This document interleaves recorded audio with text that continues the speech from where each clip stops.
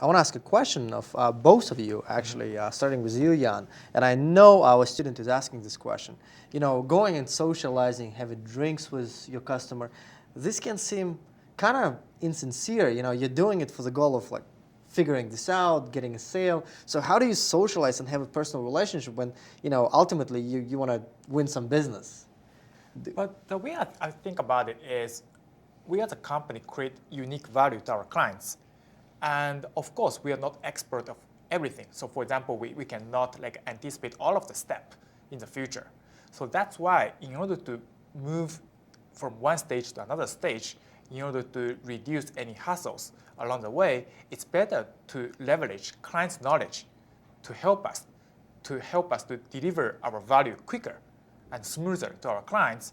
And in order to make it happen, I need to build some personal relationship to clients. So let's say we're stuck in one stage. I don't know what to do, and this is like there's no like a connection with the value of my product. It's simply because I don't know about this process.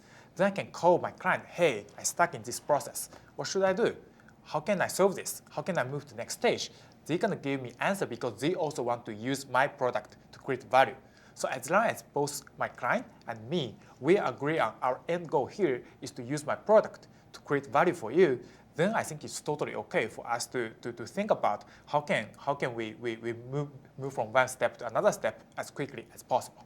So that sounds like it starts with the value of your product. Right? And Bill, what would you add to that? I liked Jan's explanation, but I want to hear yours too. You know, look, if you're going to be an entrepreneur, to be successful, you have to have an intellectual curiosity. You have to be willing to explore things. I like to go to parties. I want to learn new things. So you got to have this intellectual curiosity, this problem-solving mentality. That's the first thing. If you don't, then somebody on your team has to have that because that's what we're doing. The second thing is you should like your customers. You should like it. If you don't like your customers, you're in the wrong business. So I always found my customers fascinating. I was trying to solve their problem. They were part of the riddle.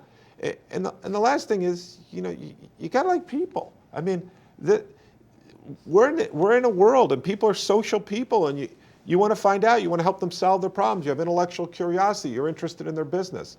And it's really rewarding in that situation. You give before you get back. And that's just true in life. And if you can't think like that, if you're a taker, you know, people are going to realize that. But you want to be a giver, and we're going to give them value.